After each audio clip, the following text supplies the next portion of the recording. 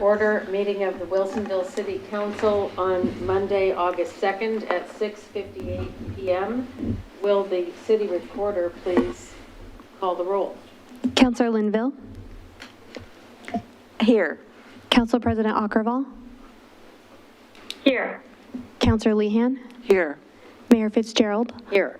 And Councilor West is excused. Thank you. We'll now stand for the Pledge of Allegiance.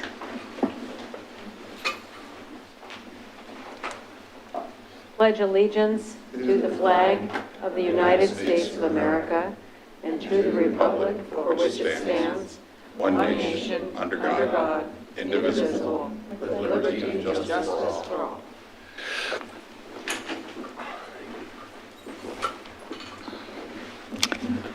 I'm now open to a motion to approve the order of agenda as amended. Your Honor, I would move to approve the order of agenda with the following changes. One, that under Mayor's business, we will change A, B, C to upside down it. So it will be one, it will be 3, 2, 1. We'll do first the Citizens Academy graduation, second the city manager agreement, and third the upcoming meetings. And secondly, that we would remove resolution number 2920 from the consent agenda and deal with it under new business immediately following. Thank you. All in favor, or excuse me, we have a motion. I'll second. We have a second. We have a second. Council President Ockervall seconds the motion. Is there any discussion? All in favor, say aye. Aye. Opposed? Aye. Motion carries 4-0. We'll now move to the communications segment of our agenda, welcoming student advocacy and voices. Don't we do Mayor, I Mayor's think business? we're doing Citizens. excuse me. That's all right, you got it. Citizens Academy first. Nope, we're not going to that, sorry. Yeah. Never mind. Okay. You're not following the agenda, I just I approved. jumped right past that. Okay, so we will now start with Citizens Academy, and I believe that, Zoe, you wanted to start, and then we have City Manager Cosgrove. Yes, please. Something. Well, good evening, Mayor and Council. I'm Zoe Mombert. I am the Assistant to the City Manager, and tonight I would like to share the accomplishments of our 2021 Citizens Academy before our in-person graduation. This year, we held our program via Zoom to continue during the pandemic. You can't hear me? No. Pull that mic closer. There Can go. you hear me now? Better. Okay, great. Well, we'll just start from the beginning then. I'm Zoe Mombert. I'm the assistant to the city manager. And this evening, I have the pleasure of sharing the accomplishments of our 2021 Citizens Academy. This year, we held our program via Zoom to continue during the pandemic. We started with 33 participants, which is our largest group to date. This year, we found that the virtual environment was a little bit challenging for some, and we also had a few participants move during the pandemic. This evening, we have 24 graduates. The participants met once a month from December 2020 to June 2021. The sessions featured multiple departments, including community development, finance, SMART, Parks and Recreation, and Public Works. The 2021 participants also had the opportunity to meet with their representatives, Representative Courtney Neron and Senator Kim Thatcher via Zoom to learn about how the state capitol worked since we couldn't go to them. The participants also had the opportunity to finally meet each other in July. We had a small social so that they could finally meet in person. And I'm happy to answer any questions you have about our program before handing it off to City Manager Brian Cosgrove. Looks like we don't have any questions. Hearing no questions. I just want to state, Zoe does the lion's share of the work here, coordinating with staff. I'm sorry, what? Is your mic on? Yeah, I believe it is. Can you hear me okay? Okay. It's lit up green, so I assume it's on. So I just want to publicly thank Zoe for all the hard work she does behind the scenes. Also, all the departments that are involved. There's a lot of content development that goes into that, so I want to thank them. Greg Leo, who is our city lobbyist, also does a lot of behind the scenes stuff and does our legislative update for the Citizens Academy. During normal times, non-pandemic times, he organizes a tour of the Capitol that's very well received by past participants. And also, I think I should thank Charlotte because she is our de facto historian and provides that historical perspective to the citizens as well. And I just want to state that this has been a very successful program for the city. Many of you that are on city council, I think Councilor Ackerval was in the first class, and we've had many elected officials that have gone through this program. It's also been a really good source for us to mine for our other boards and commissions. And we've had many folks in the audience tonight that are on boards and commission. I think if Trey Hester's here, he's on our DEI committee. So we've had a lot of success with this program. It's been a very good investment, and I want to thank the council for continuing to support this very important Citizens Academy. I will turn it over to you, Mayor. Well, thank you, Mr. Cosgrove, and also Zoe. And I wanted to say we really do appreciate all of the work that you and all of the department heads do as well. Because I hear great reviews from the people who participated, and I'm sure if they have other feedback, they will not hesitate to let you know. So I'd like to congratulate our 2021 Citizen Academy graduates, and I'm really thrilled to see so much interest in the program, even during the pandemic. I know I really enjoyed it when I went through it, and I'm glad to see every time I hear, I'm glad to see the continued interest and engagement with the program. When I was on the council from 2013 to 2017, we saw a real need to get more people coming to city council. And you know, it's certainly not the, you know, when people are at home having dinner, doing things after work, the first thing they think of isn't to come sit in City Hall for several hours to make some comments. I realize that, or even to tell us how things are going well. So sometimes you do want to hear that, though, and now that you are graduates of the Citizens Academy, or you will be in a few minutes when you get your sign and your congratulations. I really appreciate what our Citizens Academy graduates can do out in the community when you're talking to people. If you hear somebody who's identified something in the city that needs to improve, or they have a challenge, just say, gee, why don't you give them a call, send them an email, and just direct them to be a part of their city, and not only see what they can improve, but maybe cheer on something that they like so it will keep being a great place to live, work, and play. And thank you for all of your involvement. So now what we're going to do is I'm honored for the opportunity to present each of you with your own, I'm going to move over this way, personalized city logo street sign. And they're pretty amazing. So Zoe is going to choreograph this, I think. Just don't trip on these chords. So what I'm going to do is read the names, and you will come up and we'll shake hands, they'll take a picture, and you've got your sign. Does that pretty much cover what we're doing? Okay. And then we'll get a group photo at the end with all council. And I think I'll first say that it's, I have a list of attendees, and it may have changed. Maybe some people who couldn't attend were able to attend, so we'll just go through this. I believe that Kevin Beckley was not able to attend. He's absent. So congratulations to Kevin. And we'll move to Karen Bradley.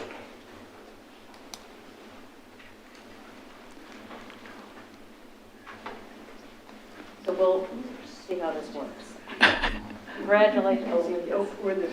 There you go. Congratulations. All right. Thank you. Okay. I'm fine with that. Okay. Now we have Kristen Dory.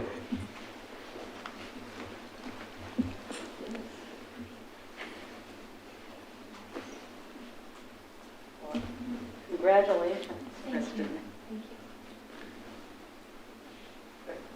Okay, thank you. And now, Brian Everest.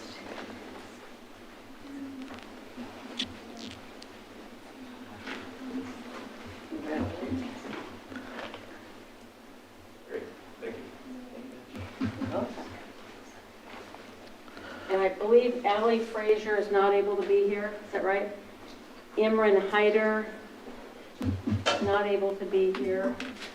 And Amanda Harmon. Here she comes, oh, good. And her assistant.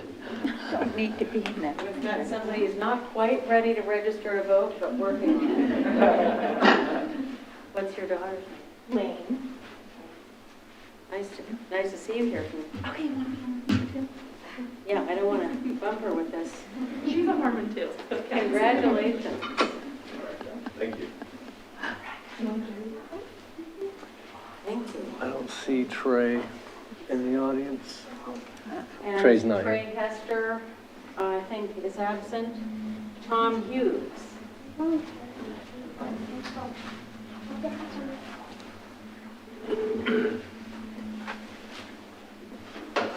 Congratulations. All right, thank you. And now we have Jason Junkie. Maybe not able to be here tonight. Paul Leseton. We met on Zoom. We did meet on Zoom. Nice to meet you in person. Nice to meet you, thank you. Nice. Can I get a day named after me too? Well, that'll be our next project. Here, we'll shake hands. Great, thank you. Thank you, Paul. Sharon Lucas.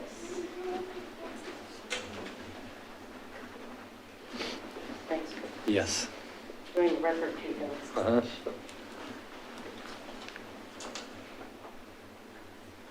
Hi. Hi, thank you, Sharon. Thank you. Great, thank you. Thank you very much. This is Andy Stone, who runs our IT department, so we know these pictures are going to be uploadable. Gwendolyn Martindale.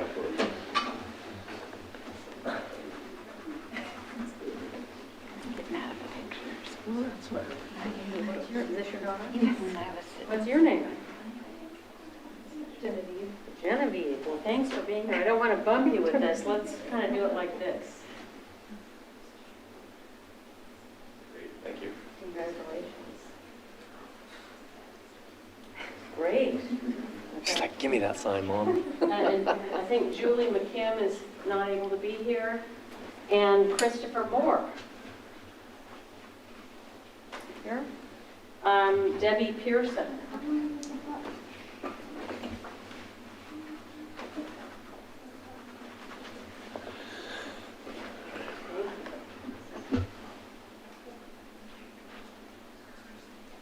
Thank you. Thank you. Look at all these names. Ray Pryor.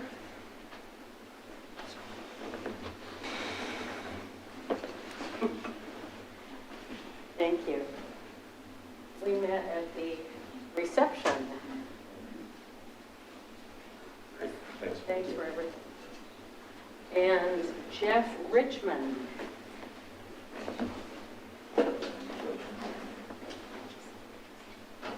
I'll go shake her hand anyway. Yeah, it's got to be there somewhere. There it is.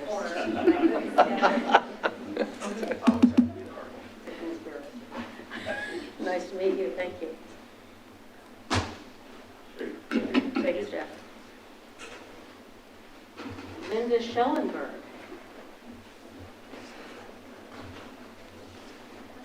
Yes, well, when you get a long last name, you get the extra long sign.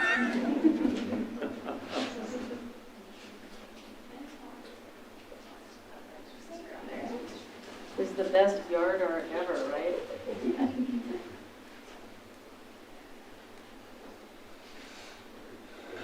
Thank you. And Scott Schofield.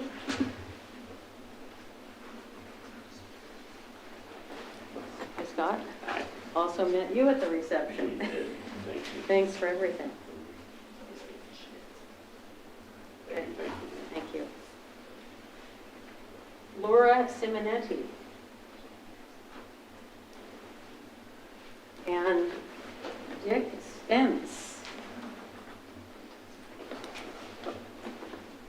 Finally got trained.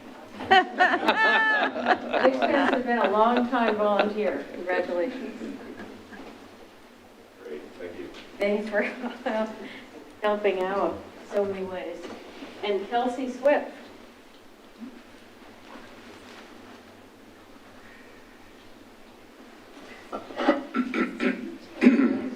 Thank you. Great, thank you. Okay. Congratulations. And Ben Yacob.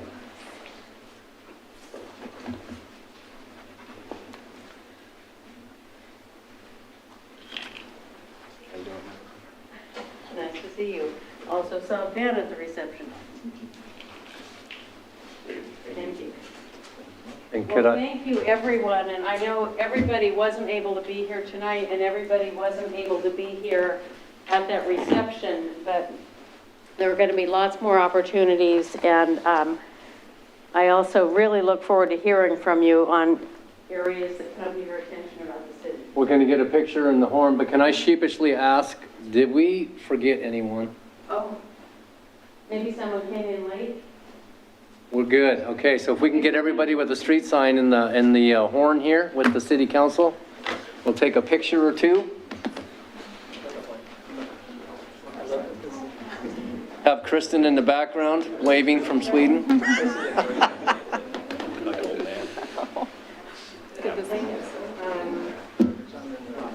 got to see all these signs. We'll be in the background. You might need to kneel together.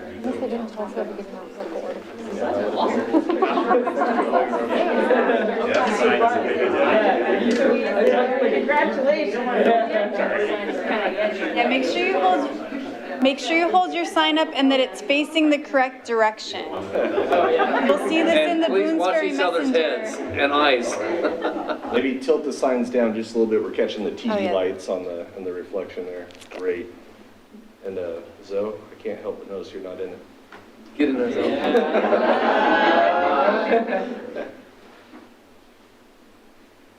All right. 1, 2, 3. Smile.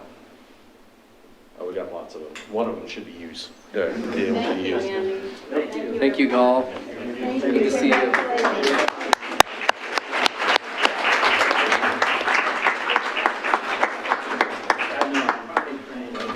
It's a good thing. It's a good thing.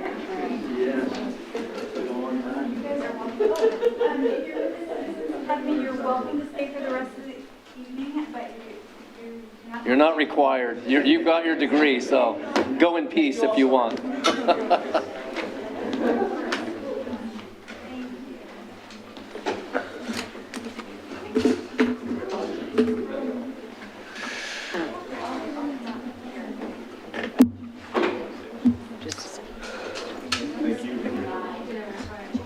Good night, Dick. Good to see you. Thanks for all your volunteer efforts. Appreciate it. Just keep asking. I'm here for All it. right. See ya.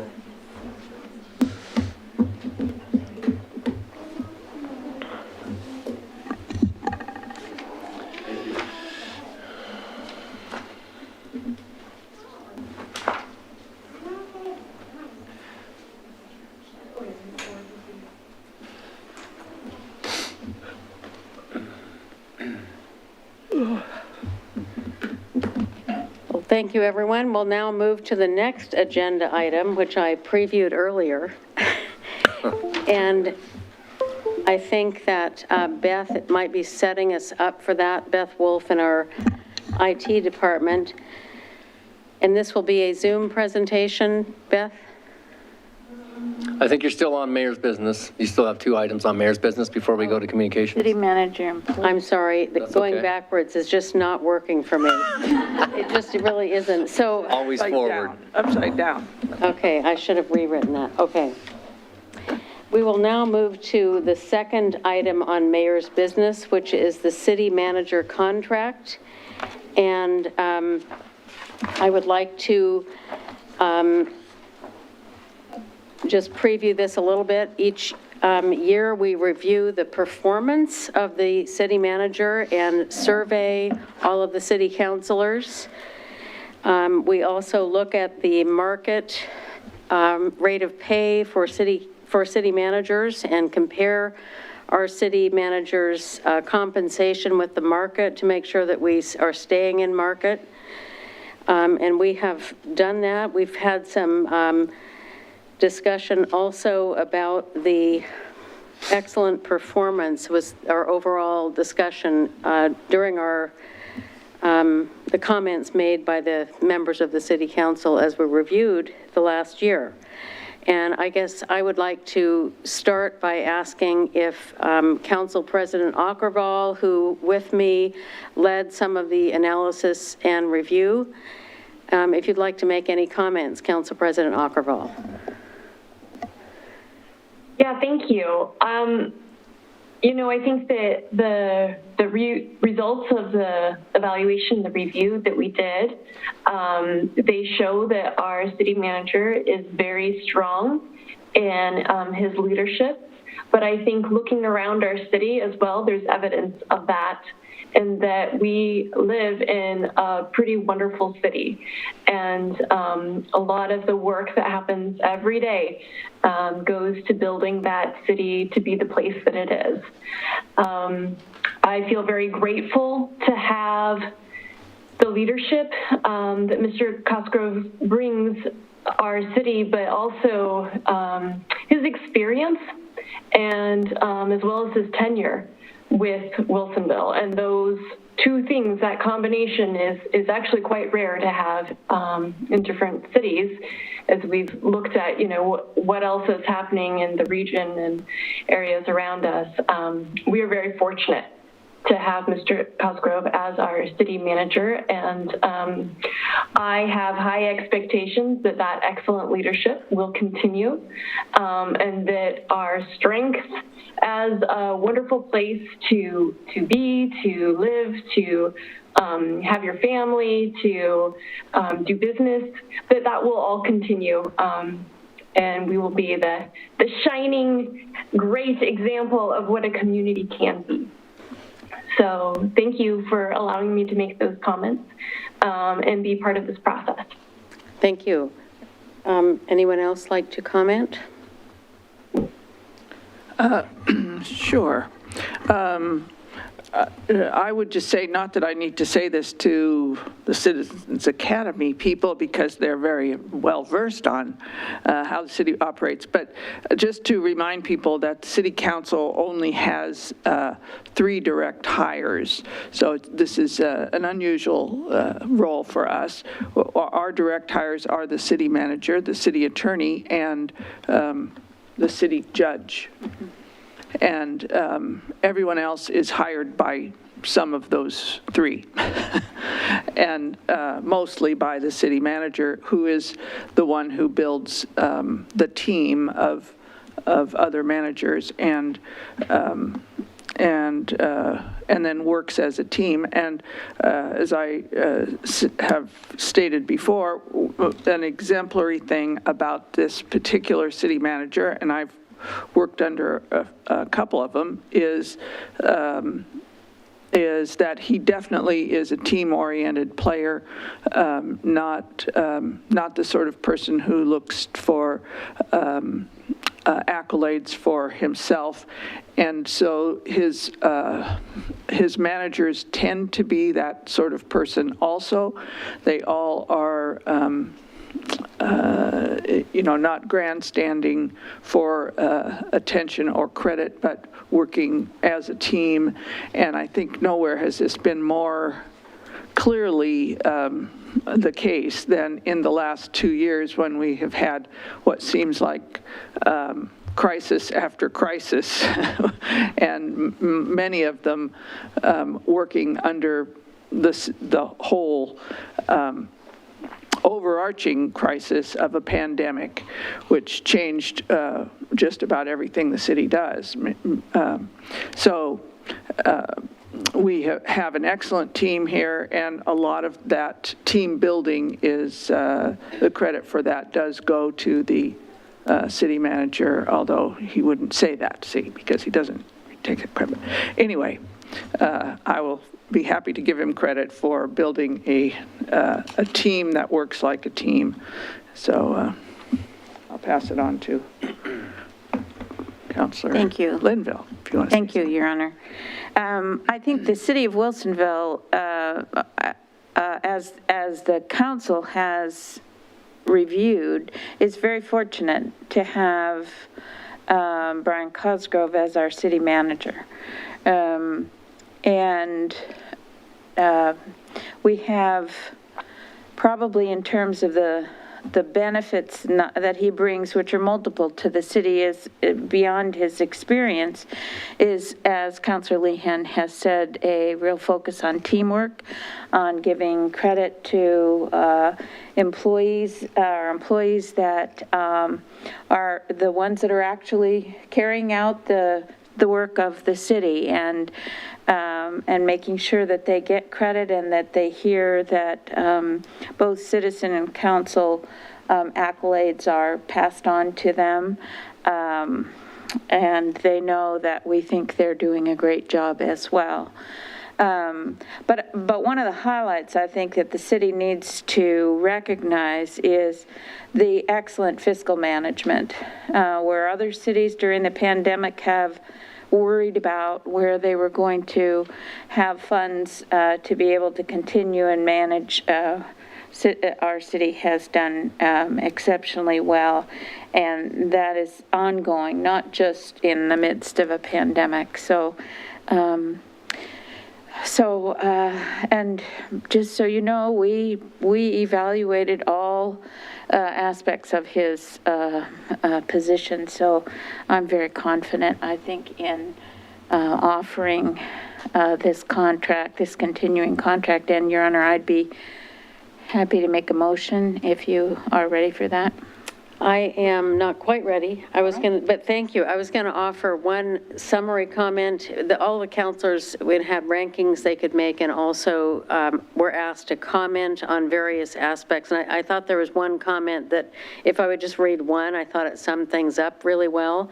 The city is very fortunate to have the level of competence in the city manager displayed by Mr. Cosgrove. In a very difficult past 18 months, he has demonstrated excellent decision-making, leadership, and inclusion.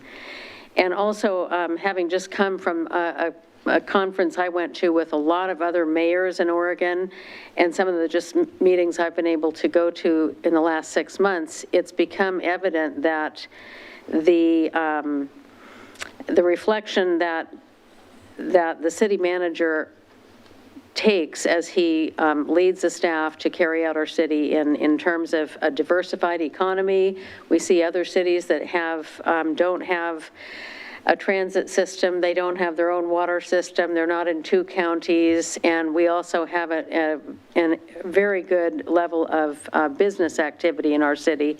And all of those are components of the city that a city manager needs to respond to well, and have a staff that keeps those things going really well for the great fiscal results that we've been able to have. So I think that is also something I just wanted to comment on.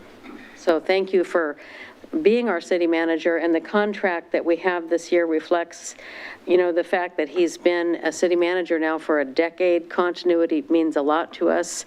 We have a 4-year contract that allows us to do the same review, do a performance review again every year. And I think it gives us a level of predictability that will serve our city very well. So with that, I will entertain a motion. Council President Ackerval, I see lots of interest here. Go ahead from the remote location, if you could please make that motion. Thank you. I'm very happy to move to approve the extension of Brian Cosgrove's employment agreement as city manager from June 20th, 2011 to June 19th, 2025, as outlined in the employment agreement. Thank you. And Councilor Linville, do I have a second? I second that motion. Any discussion? All in favor, oh, excuse me? All in favor, say aye. Aye. Aye. All opposed? Motion carries 4-0. Thank you. And now for the mayor's comments, mayor's business, and upcoming meetings. The next meeting of the City Council is Monday, August 16th, and I hope everyone did okay in the recent hot weather. Luckily, it wasn't quite as much as had been originally predicted. Well, I wanted to go over a couple of things that this is a time for the mayor to inform other councilors about activities of the mayor that I want you to be aware of. One was Councilor Linville and I both attended a Korean War Memorial in Town Center Park on July 24th. It was a recognition of the armistice agreement of the Korean War. It was sponsored by the Korean War Memorial Foundation of Oregon and the Korean War Veterans Association of the Oregon Trail Chapter. And it was really a great event, and I really was glad to have Councilor Linville there. We were joined by host Consul Jun-Shik Kim of the Consulate General of the Republic of Korea in Seattle. We heard from the Director of the Oregon Departments of Veterans Affairs, the President of the Korean Society of Oregon, and a Korean adoptee who has grown up in the U.S. It was really a moving presentation, and I encourage you to go to that if you have an opportunity next year. And Councilor Linville and I placed a wreath on behalf of the Wilsonville community at the Korean War Memorial. I will say also that the participants in the ceremony were also really interested in learning more about the Korean War Memorial Interpretive Center that is going to be located in the Parks and Recreation Building in Town Center Park. They've been raising money for that, and there's just a lot of enthusiasm for that. So moving to another topic of a lot of discussion, I even had a meeting with some people today about it, and that is the topic of homelessness in our community and in our state and in other communities. Also, this was a very big topic of the meeting of the Oregon Mayors Association that I attended. I'd never been to one of those. It was a really great way to learn from other mayors about other cities. And so this was a topic for all of the mayors because the issue of homelessness is taking place everywhere in our state. And I want to say that Wilsonville is working, continues to work actively with social services agencies to respond to this. We work with our sheriff's office, our community center staff, and others to address issues of helping these community members in need. And some of them we do see, others we don't see. It's not that obvious to know that they're there. But, we recognize that there are many reasons for homelessness, and with our sheriff's department and others, we will continue to attempt to conduct welfare checks on those who may be in need, and that happens whenever necessary. We work with Clackamas County because of the size of city we are, being under 50,000 population. We work with Clackamas County as the lead social service agency and the sheriff's office to provide assistance as is necessary and available for a range of issues, including behavioral health, alternative living arrangements, and others. If you're in a city with 50,000 or more population, there are some different situations and resources available.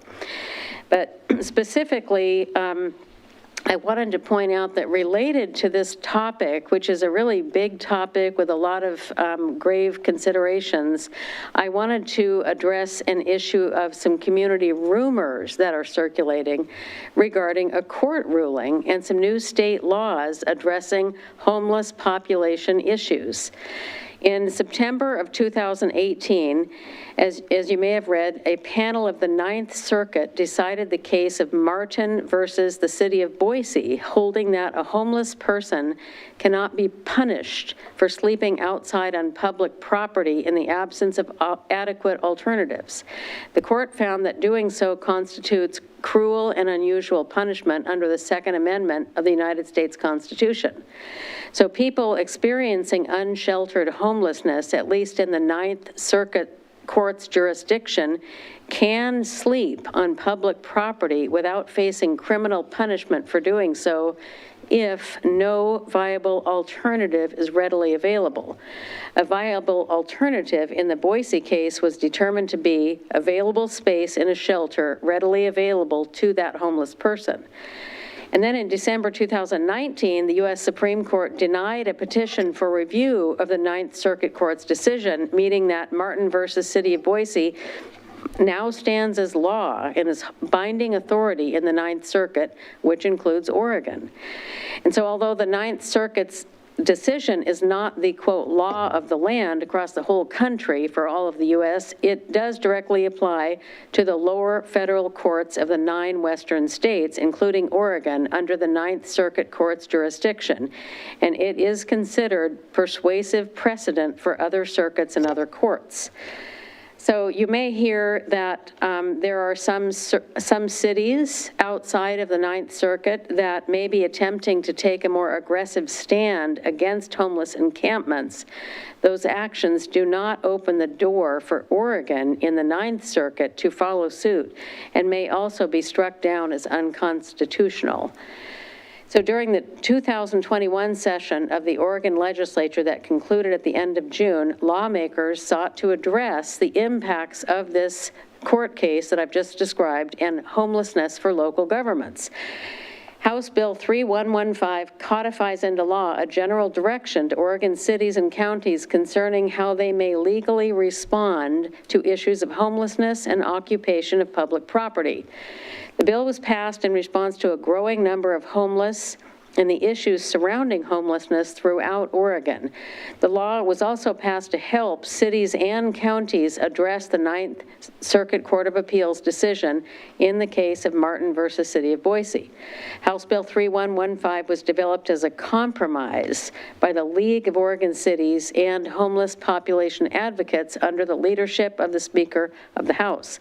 House Bill 3115 ensures that local regulations affecting the ability of a person experiencing homelessness to sit, lie, sleep, or keep warm and dry must be objectively reasonable based on the totality of the circumstances.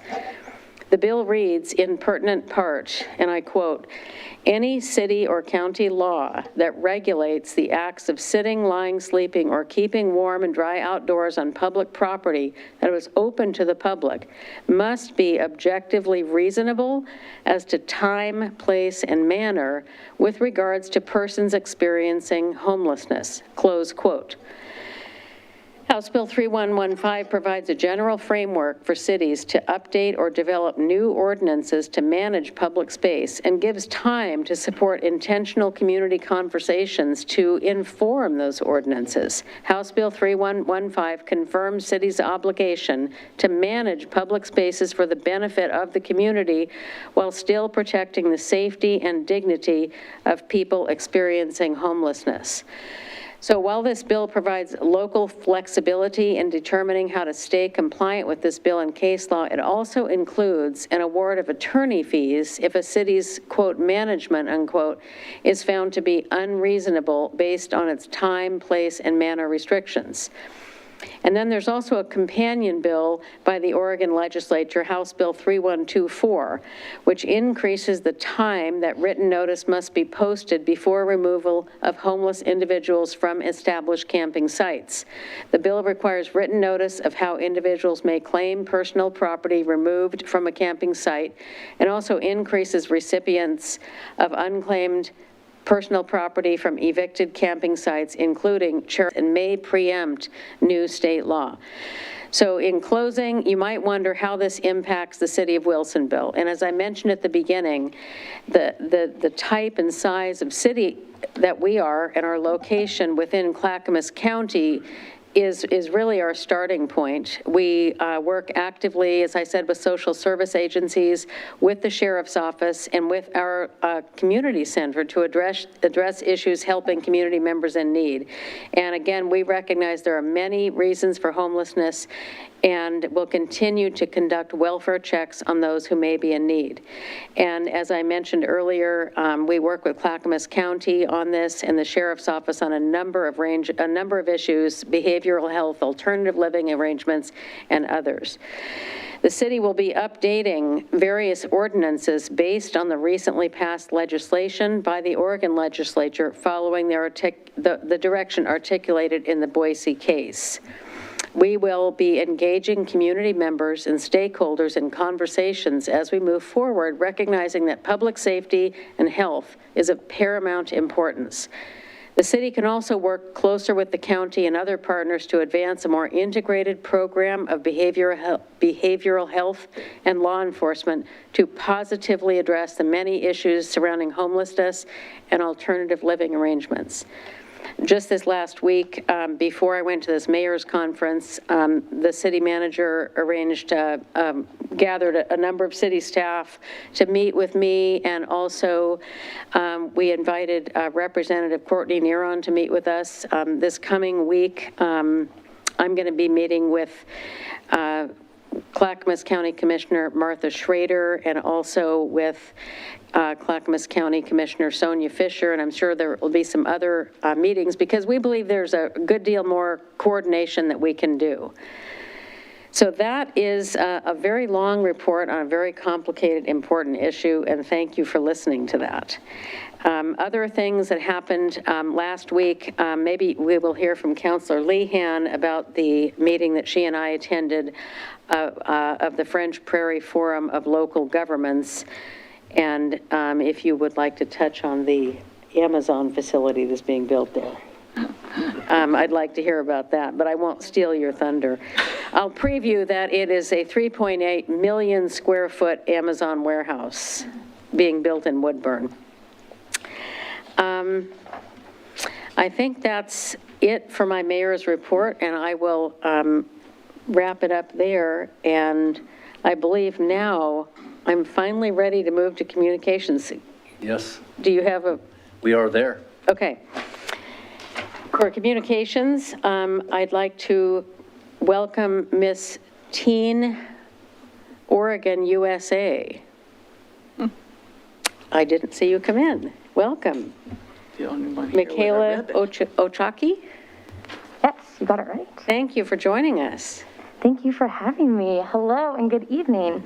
Excuse my speech reading on my phone. Oh, I'm it's not as completely much of an fine. eloquent speaker as you, Ms. Mayor. Hello and good evening. My name is Michaela Ochaki, and I'm here today as the current Miss Oregon Teen USA. I was actually crowned in the city of Wilsonville, which was very special to me. I've grown up here my whole life, attended schools all in Oregon, so it was a very special moment, and I thank the city of Wilsonville for having us at Pageants Northwest. If you don't know, pageant title holders are required to hold a state platform that they go to Miss Teen USA with, which is the national pageant held in November in the state of Oklahoma. And I have chosen to focus on student advocacy and mental health.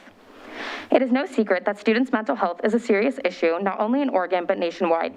Students like myself have been put under immense pressure to perform their best in school, and when they don't, it's a part of a culture to make self-deprecating jokes that continually harm our mindsets. When teachers would overhear these conversations, it often felt like they don't know how to respond or who to send them to for help or guidance.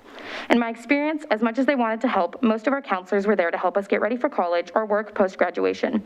In high school, it was a running joke that no one would ever go see the counselors if they were struggling mentally, because no one felt as if they could help us. It is true that staff is required to go through basic suicide prevention training once a year per the state's Department of Education guidelines, but despite this, students do not feel safe being upfront and honest about their mental health struggles in school, the place where they will spend most of their days. I think it is imperative that local governments, such as yourselves, take a stand on students' mental health. I would love to see our city promote safe mental health practices by encouraging school districts to hire mental health counselors in each of their schools. From primary schools to high schools, I would love to see our local government talk to state representatives about the growing need for mental health awareness as we prepare for full-time classes to resume in the near future. Use your platforms now to think about what you would want your students to experience in Wilsonville schools. Do you want your middle schooler to feel like they don't have a person to safely and comfortably talk to during the 8 hours in a day you cannot be with them?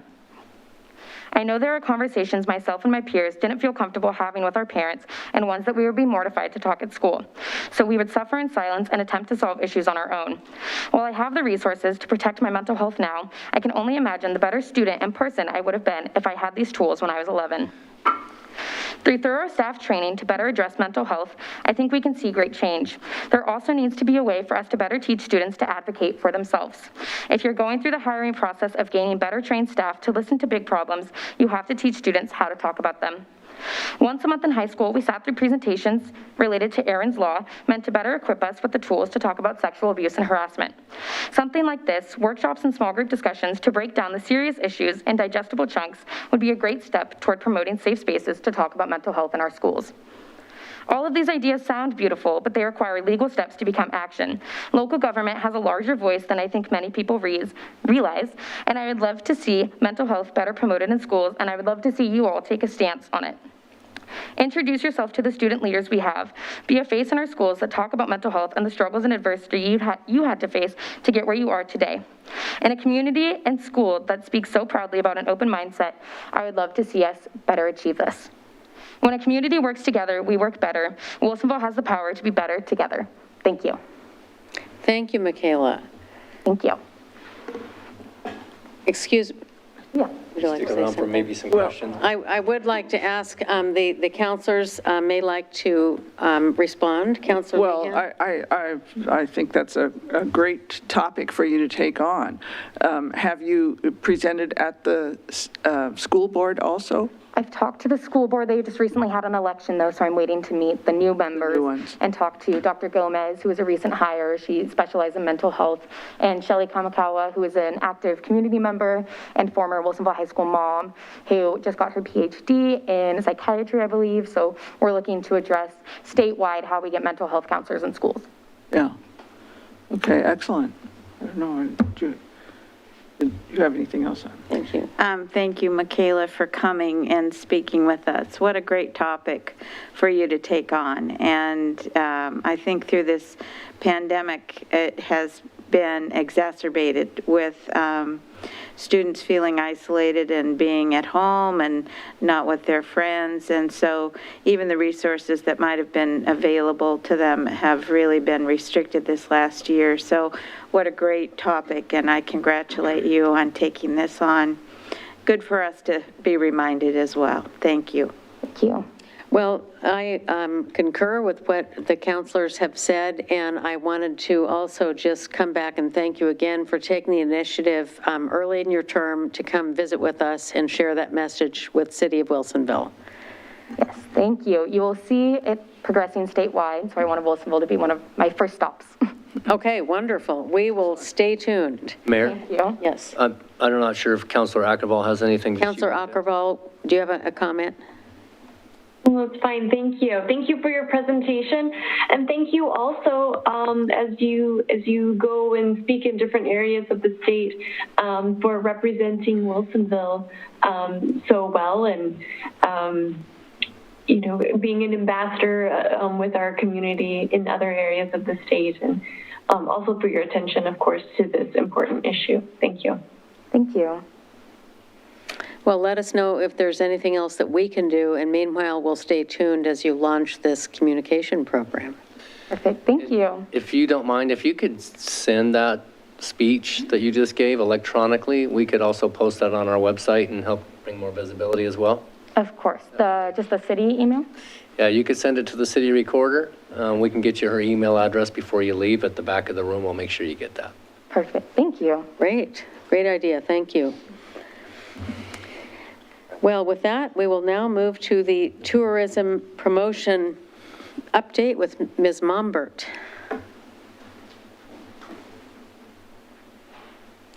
Good evening again. Apparently running everything today. It is, it's a lot of me this evening, so I apologize for that. Again, Zoe Mombert, Assistant to the City Manager, and this evening I am here with the Tourism Promotion Program. I am also the staff liaison for that program. And you may also know it as Explore Wilsonville.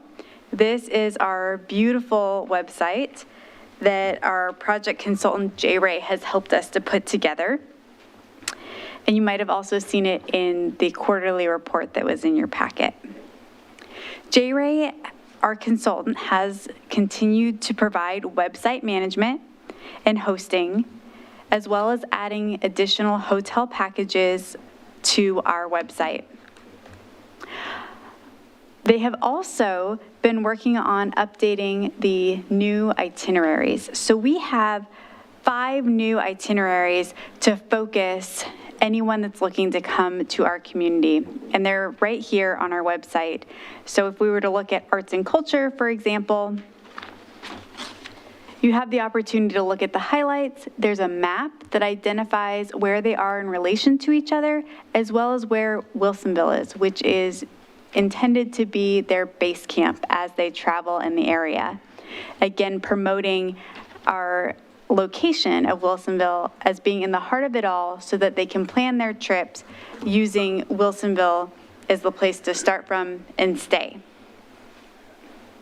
There are 5 new itineraries that have just been added, including arts and culture, which is this one, family fun, farmlandia, rest and relaxation, and sports. These are in addition to 5 existing itineraries that we had already, including the foodie, history and heritage, outdoorsy, shopping, and wine country. What's really cool about these is it not only identifies what people can do, how far they are, but it also has information within it so that they can click on additional resources. And at the bottom of the page, there's additional tips that often link to other itineraries.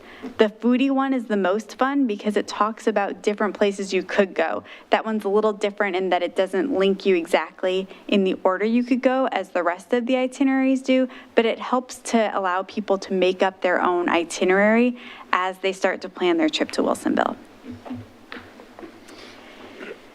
So the itineraries are intended to provide that themed trip with activities, and the map also notes the distance for the whole trip up at the top. So here you can see it's 80 miles in 2 to 3 days with 10 stops to, again, help people plan their itinerary.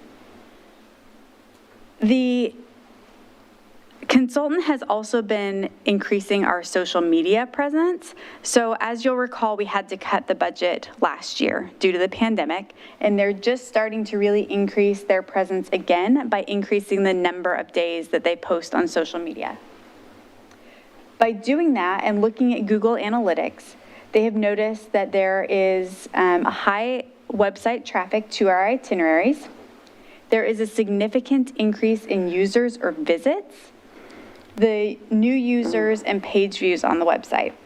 We grew our social media by our reach by 50%, which means that we are reaching more people from our drive markets. And those drive markets that we have been looking at and we've been able to increase that effort is San Francisco and Seattle.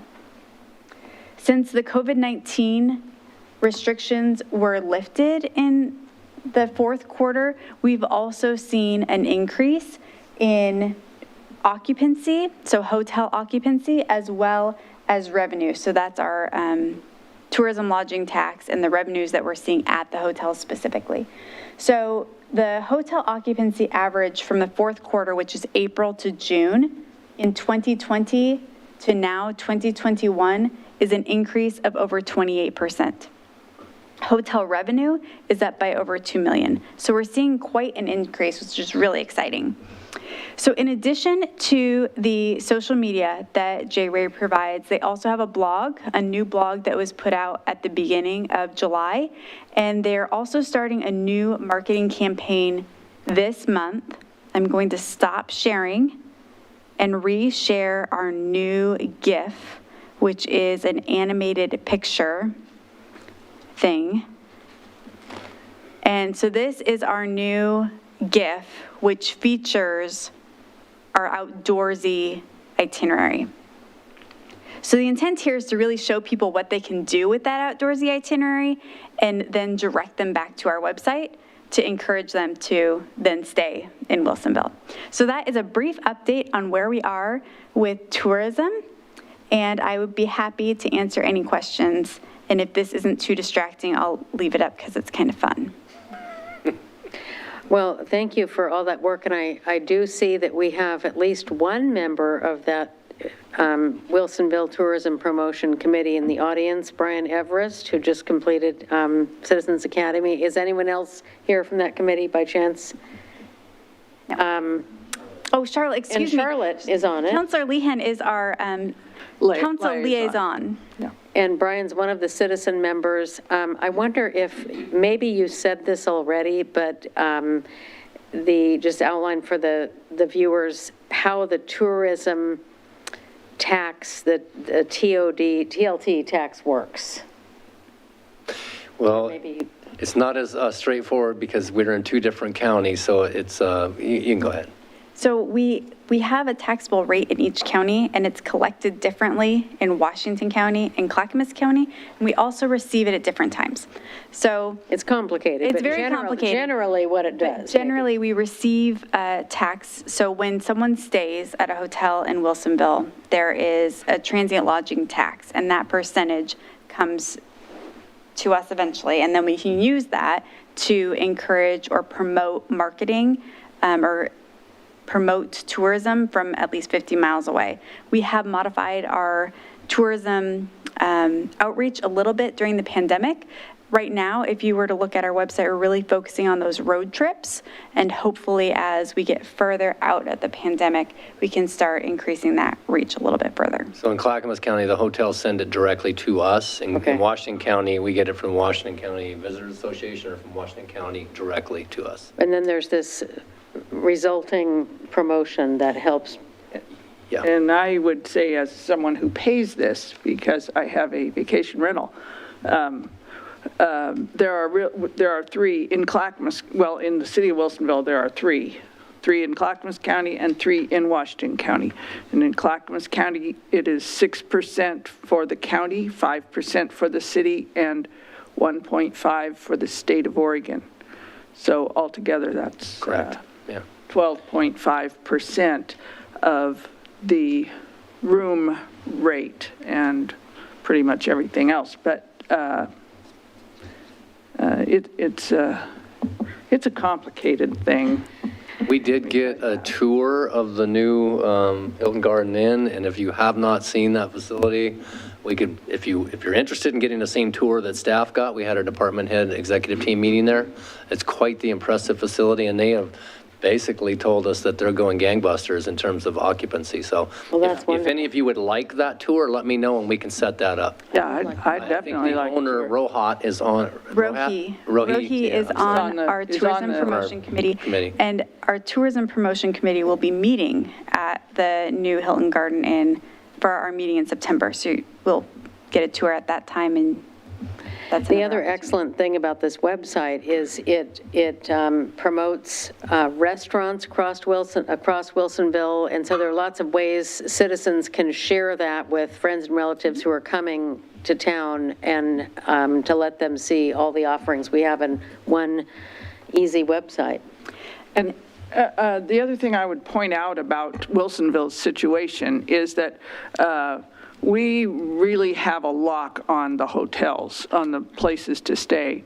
There aren't very many other, in the nearby area, hotels. I can't think of one in Canby. You'd have to go to Woodburn, and they don't have a big selection. Or else go on into Portland, and usually people stay out here because they want to be out here, out in the hinterland somewhere. But it means that the dollars that come in, and we have to look at it not as Wilsonville tourism, we're collecting the money because we have the hotels. But the dollars that we spend, we can spend on anything, as you were saying, all these places that are outside of Wilsonville, whether it's Aurora or it doesn't have to be in here. Wineries, the various nurseries, the flower things are a big draw, the Dahlia Festival, et cetera. Those are the things that draw people, tourists, to come here. They sleep here, they mostly eat here, and then, so they're dropping their money here, but they want to go out and see these things that are not necessarily inside the city of Wilsonville. So we have to expand the lens to what are the things that people come to Wilsonville and want to do when they're here. So that's Great. That's a case where the money isn't necessarily going to the place where it's coming The from. comprehensive activity. Council President Ockervall. Thank you.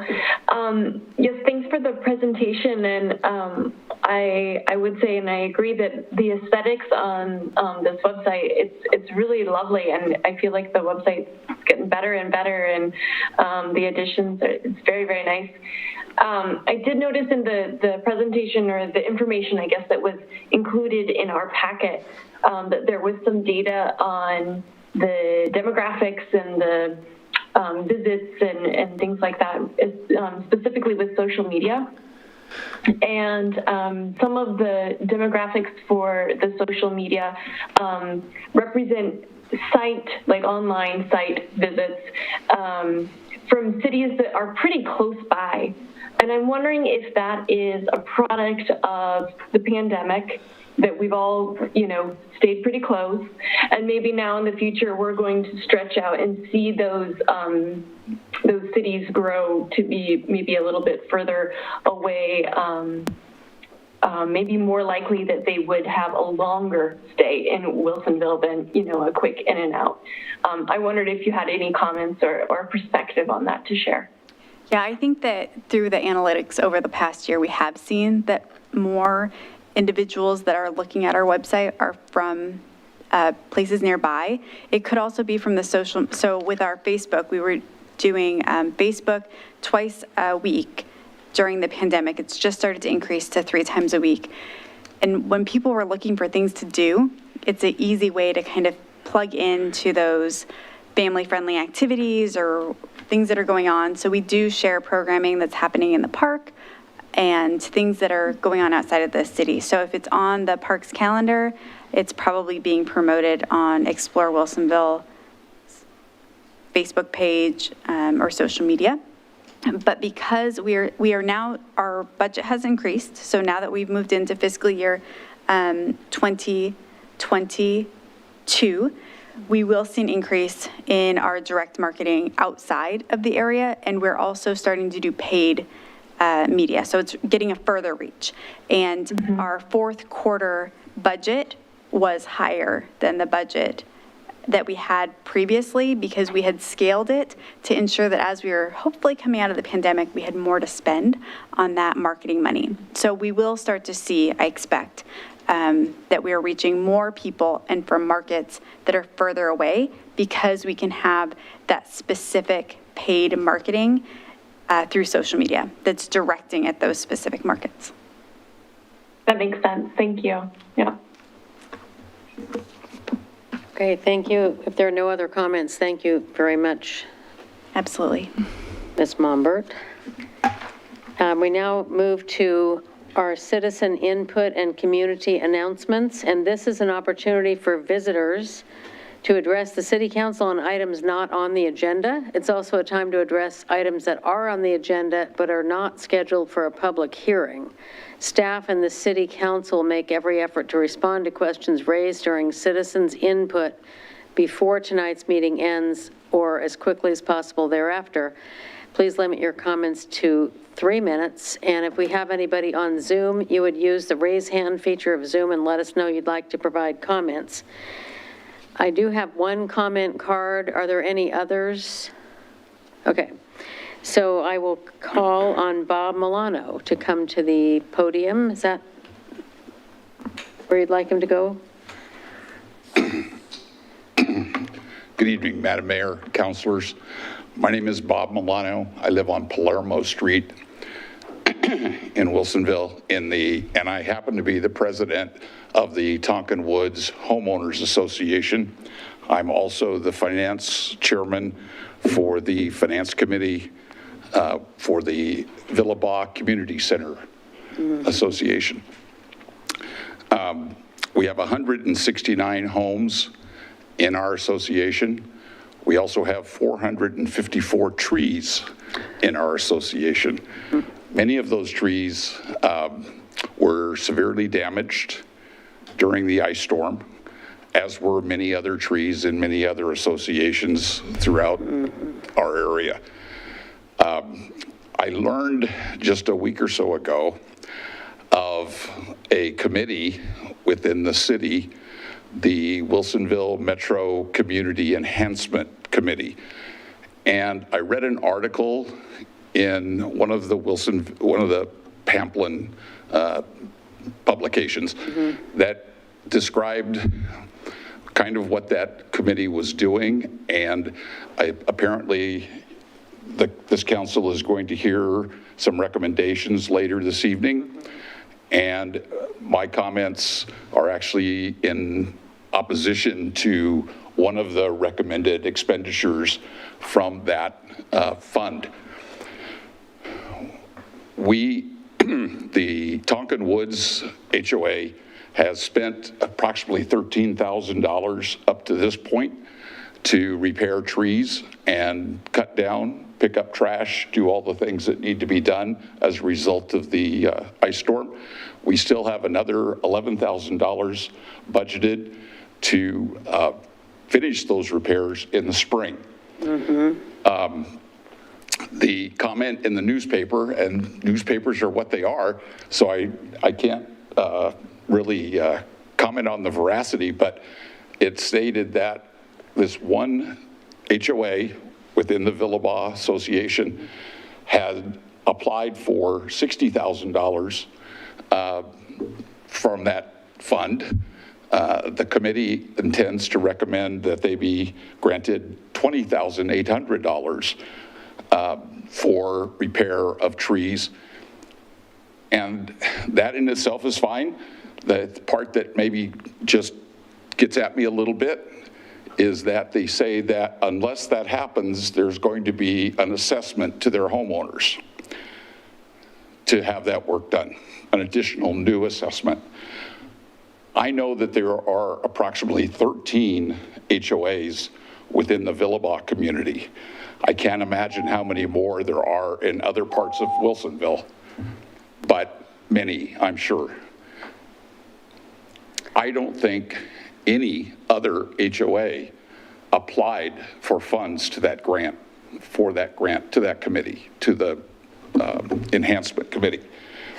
So it brings up a question. I do want to note that we always have to notify all of our speakers that they have 3 minutes, so I'll give you a little bit more time. We have a lot of time to discuss this later and in a lot of detail. Okay, so bottom line, I don't think the committee did a very good job of making HOAs aware, and I think it's a little bit of an affront that an HOA, which Madam Mayor, you and another councilor live in that community and in that HOA, and I hope that you'll take that into consideration when that vote comes up later this evening. And I appreciate your comments, and we will be discussing this later. I appreciate it very much. Thank you. Thank you for listening. Thank you. Now, I'd like to ask our parliamentarian about our practice regarding the community input, as we normally don't respond to each item when they make the comment. Is that, well, now he's left. Can we discuss this? Back again. Mr. Milano, can we take a few minutes, council, to discuss this? Yeah, Okay. it's up to you. Well, Mr. Milano, we have this on the agenda, and I think that you have, I hear what you're saying. I am not on that committee. Earlier in the meeting, Ms. Mombert did describe how they had taken a big effort to notify all the HOAs. And they had put it in the Boones Ferry Messenger and on Facebook and emailed all the HOAs that they could. I certainly am not notified as to who is applying and who is not as the mayor, and I don't go to my HOA meetings, so I'm not aware of any of those things. I make an extra effort to not be aware. I understand that. And I just live with how it goes. And so, but I hear what you're saying.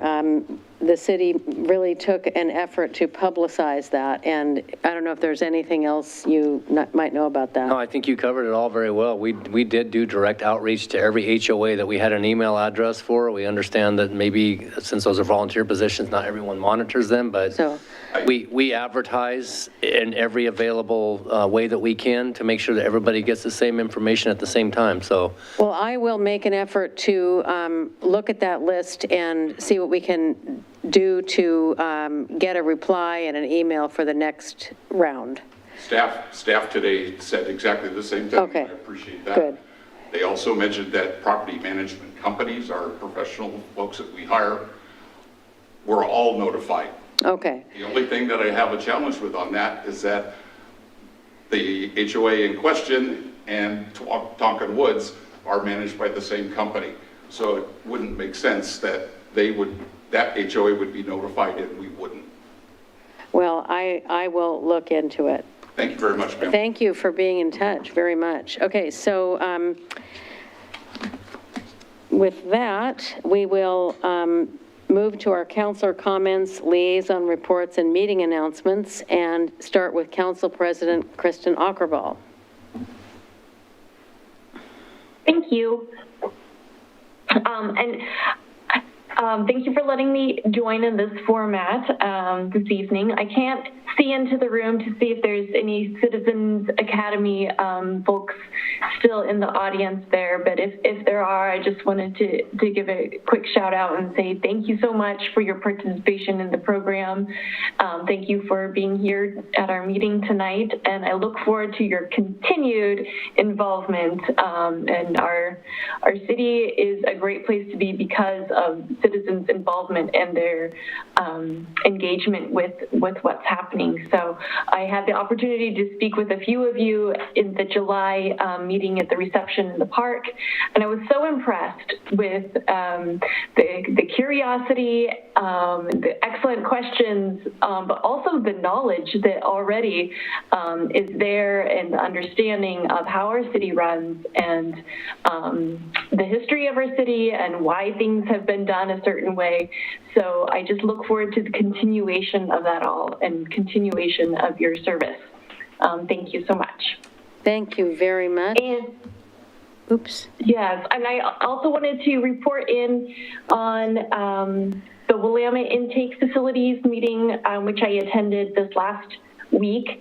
And one of the big items from that meeting was the passing of our new mission, vision, values, and goals, which is documents work that has been in process for, I believe almost a year now, and that passed. And we have staff member Delora Kerber, who is very involved in that as well as in the staff group, and I attended meetings, the last 3 meetings, I believe. They're quarterly meetings where we discuss those mission, vision, values, and goals and provided feedback. And I'm excited for the outcome of that process. And I checked in with them to see if we could have the final copy dispersed to the rest of the council members, to our community as well, certainly. And they are still working on getting that final version up online, updated online. But as soon as that happens, I hope that we can forward to you and also include that information for our community members, because I think it's very valuable work. So, and that is it for me for this evening. Thank you very much. Thank you. Councilor Lehan. Well, So is that the evening, Councilor Akkerval? Because it looks like on my clock, it's 5:11 in the morning there. Getting brighter here. Yes, well, I will just report briefly, yes, on the French Prairie Forum that that both the mayor and I attended this last week, and the topic of discussion there was mostly about the Amazon warehouse, which is coming in on the, sort of on the east side of I-5 in Woodburn. It is a 900,000 square foot footprint, which is about 20 football fields big. So this is a large building, and it's 5 stories tall.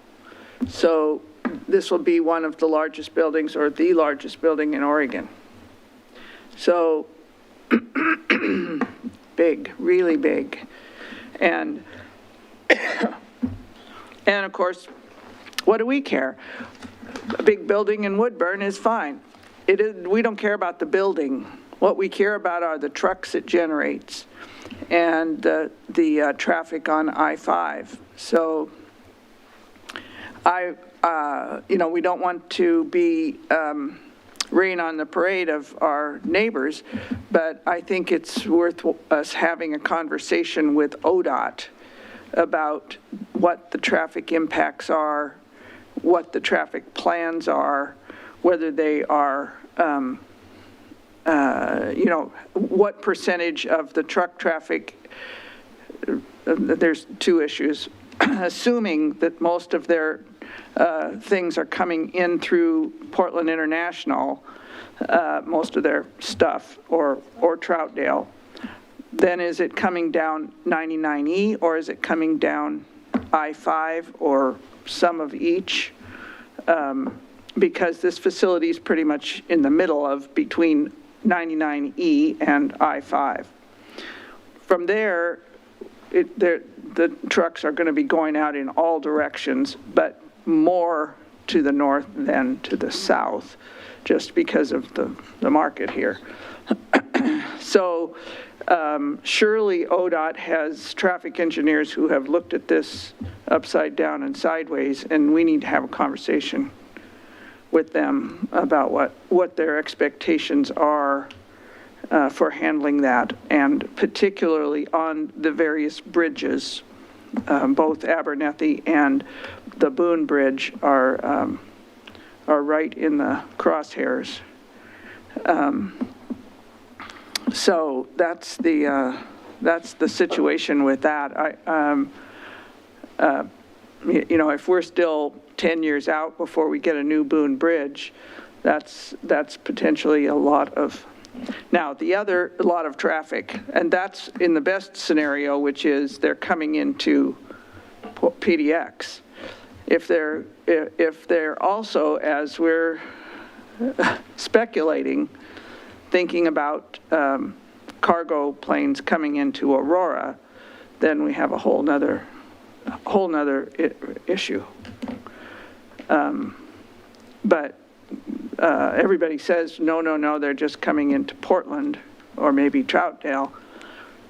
So I don't know.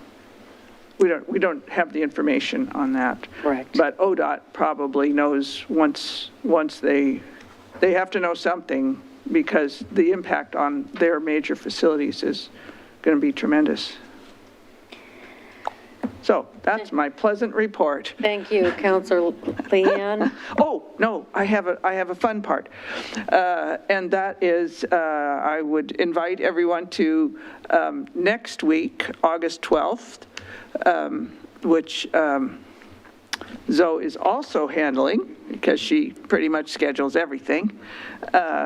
We are having the Heritage Tree dedication in Marassi for that walnut grove there, which is going to be representing walnut trees in the whole entire state of Oregon, and what walnuts meant to the history of agriculture in Oregon. They were kind of a boom and bust, and then were replaced by filberts, which turned into hazelnuts later on. Nutty story. Yes, it's a very nutty story. We will have some colorful, nutty people there to discuss them, and we'll have a variety of nut products to taste and sample, both walnuts and filberts. So it should be fun. It's 2 o'clock on the 12th. That's a Thursday, and it shouldn't last more than an hour. Great, there's so much that we have to do with our trees every day here, whether it's walnuts, filberts. And those walnuts came through the ice storm amazingly well for being as old as they are. I was just reminded by Mr. Ottenod that ODOT will be here on the 9/9 work session, so we might prep them to be ready to maybe answer a few questions about that. Yeah. That would be great. And another good piece of news is that Mr. Bezos has gone to space. He's accomplished that objective. Maybe we can have him focus on the boom bridge now. Yes. I love that. Yes, he has plenty of money. They only need about 100 million or 130 million or something like that. Pocket change. We'll see who knows him in Wilsonville and see if we can set up a meeting. That is really solution-driven. We can just delay the next space flight and it's funded. There you go. Well, they're rebuilding the interchange at Woodburn. So- I think Councilor Lehan's downstream comments, yeah, we're going to see a majority of those trucks coming our way. Yeah. Just based on the market. Yeah. Councilor Linville, please. Okay, thank you, Your Honor. I did want to mention that I really did enjoy participating in the Korean War Armistice Day ceremony, and it made me very proud that we have in Wilsonville a Korean War Memorial, and that our city has allocated space in the Parks and Rec building to have the interpretive center established there. And I just wanted to follow up your comments by saying that they are still collecting funds for, I think there may be $100,000 has been collected, I think, at this point, and they're still short some money. So, and they are taking donations, which can be at the Korean War Memorial Foundation website. I think it's where those dollars can come in. I will be attending, thank you to the city for approving this, that the August 3rd, which is tomorrow, the 3rd, 4th, and 5th, from 10 to 12:30, the League of Oregon Cities City Planning in Oregon virtual conference. And I just wanted to briefly say that that I'm really kind of excited about. I know this sounds like it's not a very exciting thing, but it is. It's done in conjunction with the Center for Public Service and the Oregon City Planning Directors Association. And the content of this session will be a brief history of land use laws and their implications for cities, some basic principles of planning, the role of key members of the city government, including the city council, the planning commission, and other advisory boards, city management, city attorney, and professional staff, engagement in the planning process by residents, businesses, and other interested parties, and do's and don'ts based on legal and ethical principles. And then there'll be a panel at the end on legal and legislative issues. So I'm looking forward to that for the next 3 days. I wanted to say that I was really excited that we had the Rotary concerts in the park back. Eddie Fever. Yeah, and it was great. I wasn't able to attend, but I can hear them from my yard, which is across the river. And I could be dancing on my lawn.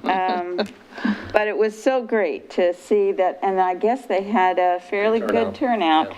And they will be back at it again, I think, this week as well. And then I wanted to thank the community for their help in mitigating the potential fire hazards for the 4th of July. It was a difficult decision, I think, for the council to really wrestle with, is it wise for us to ban fireworks when we're all pandemic worn, and to think about kind of quelching celebrations was a difficult thing for us, but I think our citizens did a really good job of helping to keep our community safe. I have one meeting planned on August 18th, the C4 Metro Subcommittee, and then our Willamette Falls Locks Commission. We received funding in the legislature, and we will be off and running in September with another planning meeting, so we're pretty excited about that. I did want to report that our immunization rate for the city of Wilsonville is now at 65.8%, and given that in April we were at 36, I think that's really good. I think immunizations are accessible for people if they want to get them, and I think that was the important thing. And then my final, I just wanted to, I know that most of the counselors received this, but this is a flash alert that came out today. The Wilsonville Police Department seeks tips after a tortoise escapes critter cabana. And the police department is asking for the public's help to find a tortoise that crawled out of the pet store on July 9th and was taken from, this is a 30-year-old, 25-pound sulcata tortoise named Walter, and he crawled out of the store after a customer left the door open. Oh. And he was taken by someone. So I am sure he would be happy to be back at his home. So we're hoping for his safe return. But that lets you know what the level of our police are, I mean, that was the news flash of the day in Wilsonville. So I thought a little bit after Councilor Lehan's. On the crime front, we could use more of that. Absolutely. Well, thank you, Councilor Linville. I have met Walter. Yes, I have met him. I've seen Walter also. He, that's terrible. I hope we find Walter. He's there, he greets people. I took my niece and nephew in and we met him, and he's quite a guy. We need him back. Yeah. So if you hear of anyone who has Walter, please notify the authorities, seriously. Yes. The tip line for the sheriff's office.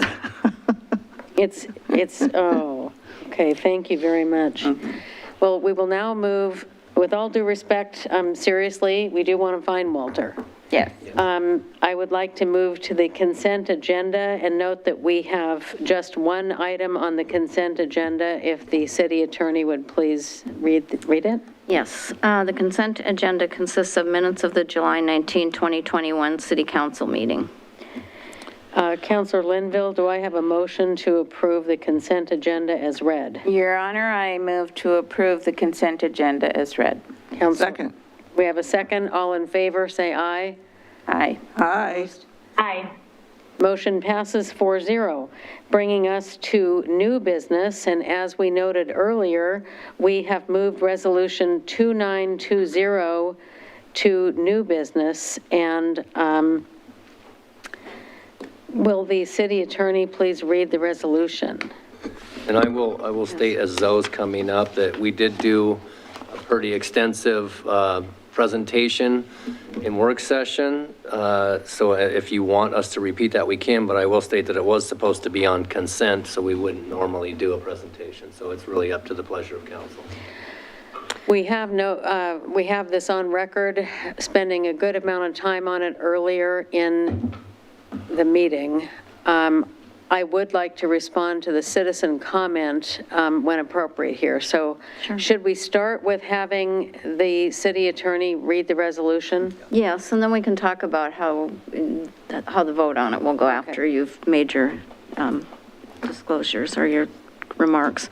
Resolution number 2920, a resolution to allocate the second round of community enhancement funds for fiscal year 2021-2022. Thank you.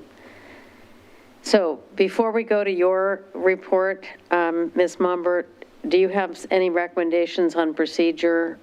Well, I would the just state material? that Zoe is prepared to give a presentation if you want, but if you'd rather just get into have a motion and a second and get into discussion, that would be when the city attorney could advise, or you could make any statement you wanted. Could I ask the members of the council if you would like to have the presentation presented again?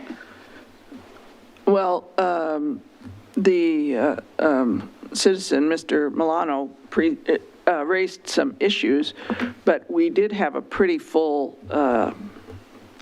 presentation of it in work session, which is also available on TV, right? Correct. So anyone who is concerned about the process or what was in that presentation, the presentation is available for them to watch on the city website. Correct. And one thing I could say is that if there were any issues that came up that Zoe could address in terms of how we notify folks, that might be something you want. Yeah, that's what I would suggest, is not doing the whole presentation, but just jump in with a little more Process. yeah, on that particular. And I guess I would, Your Honor, may I?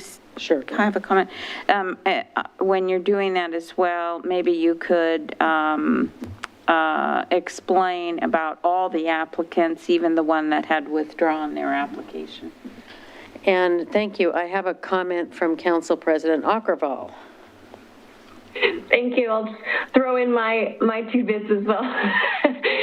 If you could, there was a couple different projects that are proposed to be awarded funds, and that will directly be able, I'm thinking of the Friends of Trees one and the stump grinding with the city of Wilsonville. Maybe if you could highlight those projects, because that will include in the future further involvement with community members all throughout the city, regardless of what HOA, street address, or whatever you live in, within Wilsonville, that there's opportunities for involvement and to get assistance through those. Maybe you could highlight those 2 projects too. I think it's important that we get the word out on those projects as much as possible in various different forms. So, Right, and to Mr. Milano's comment, he did come to the city council and pointed this out, and so we want to we're taking it upon ourselves to respond to that. Correct. So, please go ahead. All right, give me just one moment as I share my screen.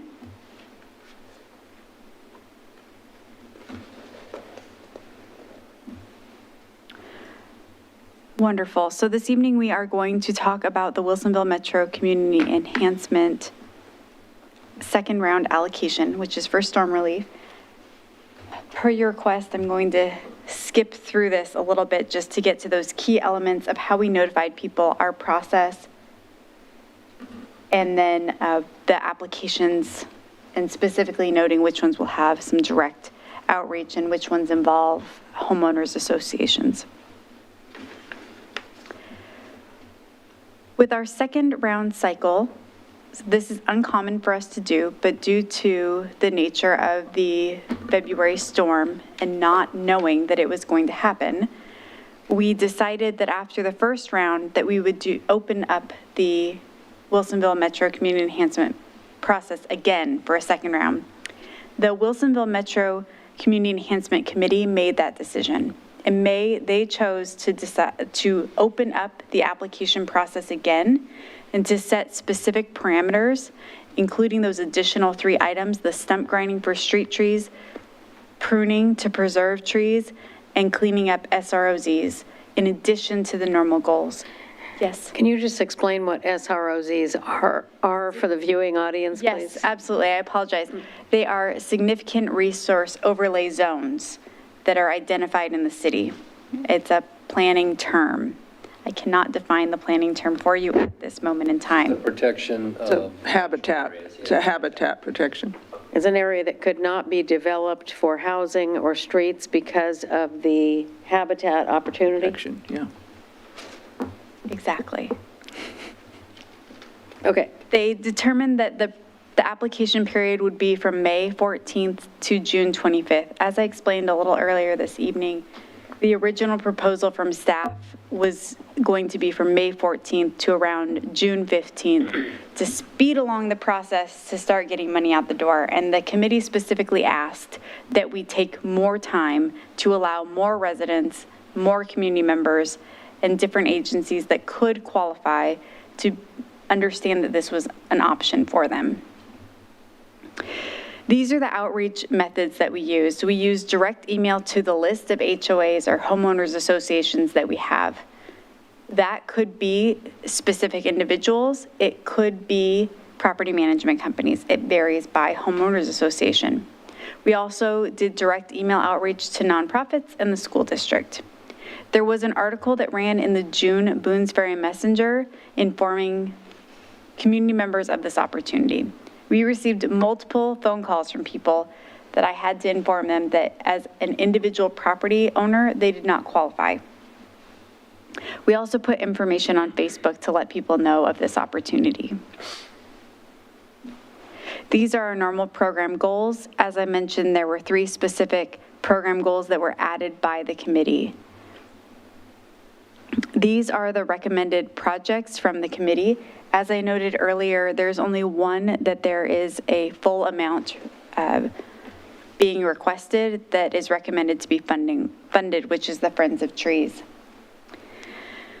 On this list, there are 2 homeowners associations, the Arbor Villebois and River Green. There was also an application from another homeowners association, but by the time we were ready to review the applications, the work had been done.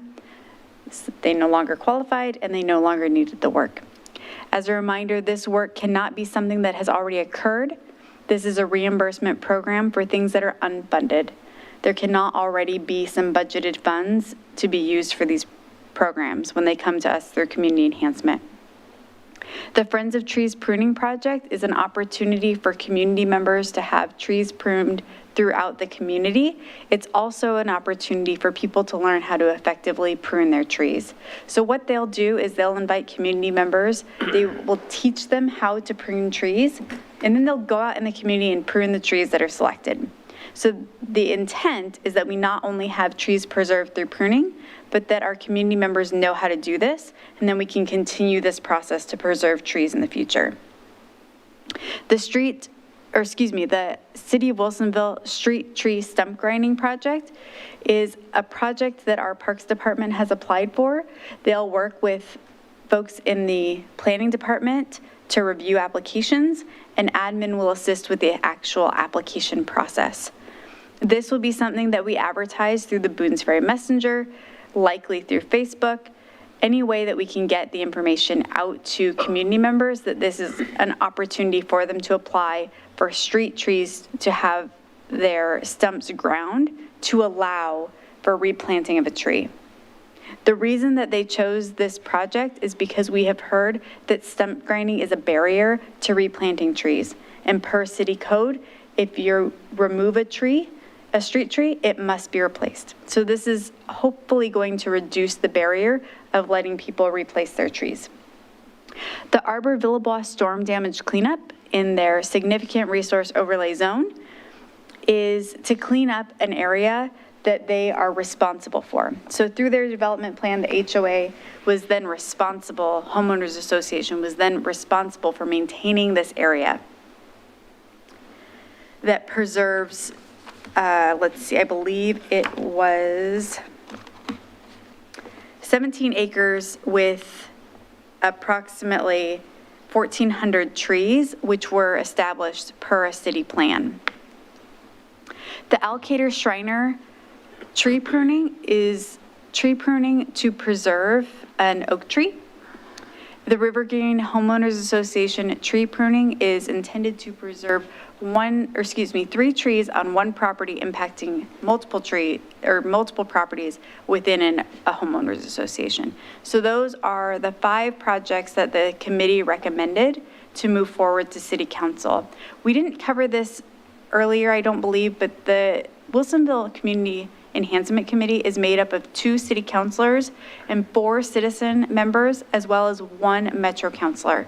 And those are the individuals that reviewed the applications. They heard from each of the applicants and then had quite a bit of discussion before moving this proposal forward to you.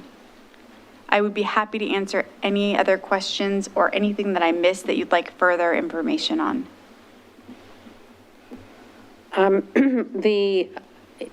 I do have a question. So Friends of Trees, you said, applied for 15,000 and they received 15,000. That's the And then you have all this detail that's been published of all the applications, and the remaining 4 that qualified applied for more than they received. Is that right? That is correct, but I would like to note the Arbor Villable application states that they're requesting $60-some thousand, but actually it was only $23,000 because part of their request was for work that had already been done. Okay. And that's not something that we can fund. So that's just one note. I see. And what about the Shriners? The allocator Shriners requested $6,600, but 2 of the trees they wanted to work on. So their request was for 3 days of work, and they had 3 trees they wanted to work on.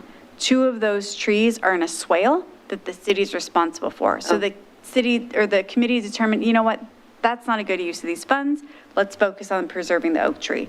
And that is the 2,200 is representative of 1 days of work per their invoice or their information they got from a tree service.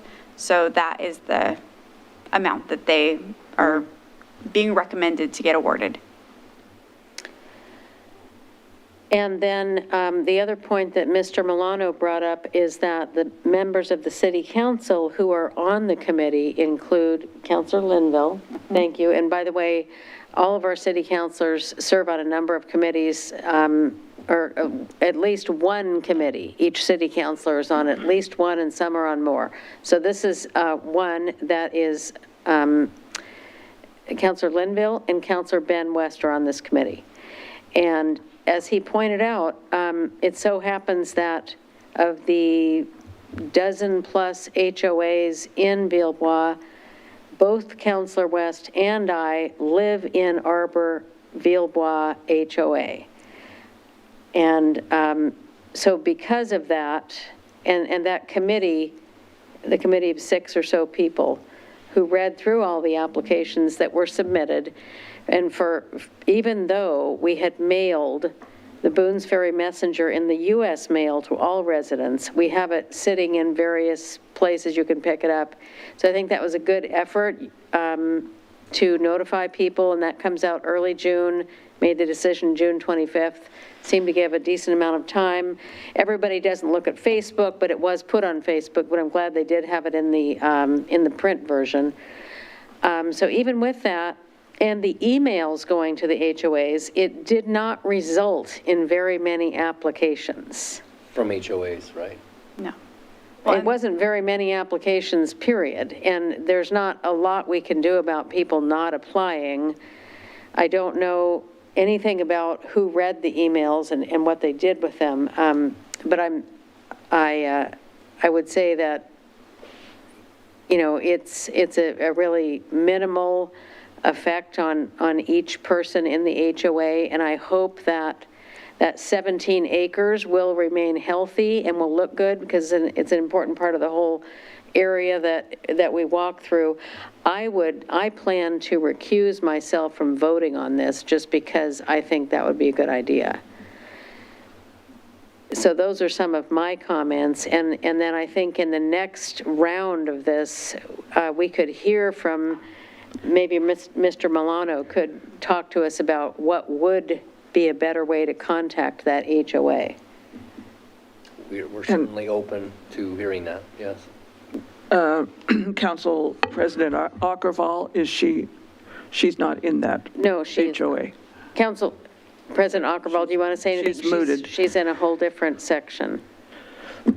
Sure. I'll just, for clarification on that, yes, I do live in Villebois, but I am not a member of that HOA. And to my knowledge, The HOA, which I do belong to, did not submit an application. All of the information that we've received support that they did. Apparently they didn't, because we haven't heard it listed. So we've heard about everyone who did apply, Exactly. who qualified. So anyone who's not mentioned, so it's, you know, I'm sorry that everyone did not apply. It would have been good to have more participation. Any other comments? Yeah, I had my light Oh, on. sorry. I serve on that committee, Your Honor, and I just wanted to emphasize, Mr. Milano's comment was that no other HOAs had applied for these funds. And in fact, out of the 6 applications that we received, 3 of them were from HOAs, and 1 other HOA is being funded. So I just wanted that to be clarified as well. River Green. Right. So if there are no other comments, I would entertain a motion regarding Resolution 2920. Your Honor, I would move to approve resolution number 2920. Is there a second? I'll second that. It's been moved and seconded to approve Resolution 2920. Is there any more discussion? Hearing none, all in favor, say aye. Aye. Aye. Any opposed? And I abstain. We have 3 in favor, 1 abstain. The motion passes. Thank you. Thank you. That brings us to public hearing for Resolution 2916, which is a legislative hearing. And I'd like to call to order Wilsonville City Council public hearing on resolution number 2916. If the city attorney could read the resolution. Resolution number 2916, a resolution of the City of Wilsonville authorizing the use of a progressive design build alternative contracting method for the Beckman Road Corridor project. Ladies and gentlemen, the City Council will be taking public testimony tonight during the public hearing. The hearing will be conducted in the following manner. City staff will present a report, testimony by proponents, opponents, and those neither in favor nor against the proposed resolution. Although City Council meetings are open to the public, this meeting may also be attended remotely in accordance with the Oregon law. Information regarding how the public can attend this meeting remotely and give testimony could be submitted for the record in advance in writing by emailing or mailing it to the city recorder. Testimony may be submitted in writing at any time prior to the closure of the public hearing. Once the public hearing is closed, no further testimony in any form will be accepted. If you want to participate in this meeting remotely, when the time comes for public testimony is called, please use the raise hand feature in Zoom or press *9 on your telephone if you would like to testify or if you would like to notify the city recorder you wish to submit written testimony. If you're having any difficulties with these instructions, you may call 1-699-900-6833, and when prompted, enter webinar ID number 815-3605-6468, and this is shown on the screen. Both numbers are shown on the screen. When called upon to testify, state your full name and address for the record.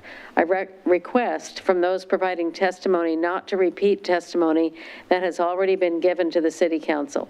Simply indicating you agree with the prior testimony given by a speaker you identify is sufficient. If you wish to submit written testimony when called upon, email your testimony to the City Recorder, who will provide copies to Council. Staff, will you please present the report?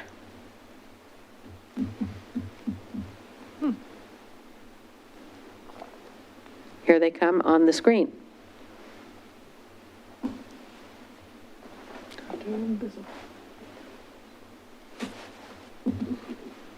Go ahead, Dominique. All right, good evening, Mayor and Council. I am Dominique Huffman, a civil engineer here with the city, and I will be joined shortly by Nancy Croshar, a consulting engineer for the city. We are here to present our request for authorization to use the Progressive Design Build alternative contracting method for the Beckman Road corridor project. In the council packet, there is a fairly comprehensive package put together, including staff report, resolution, and findings.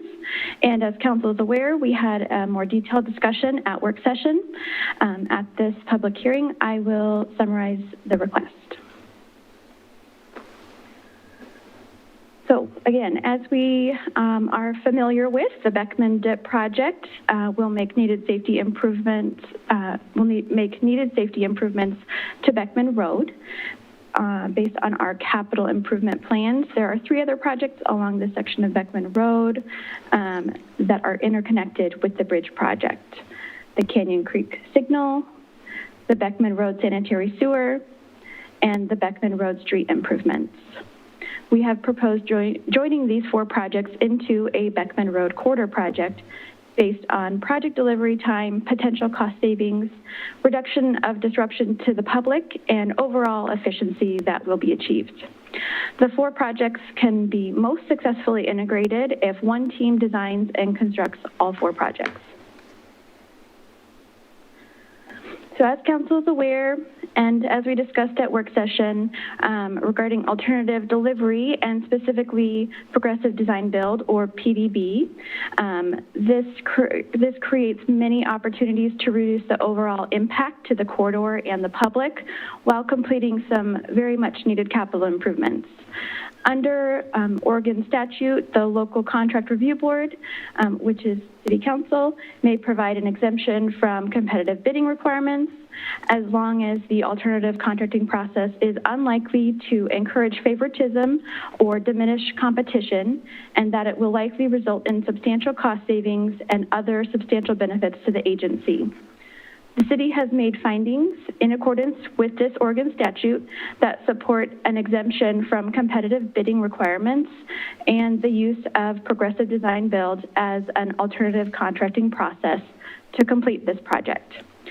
These findings are included as Exhibit B to the resolution.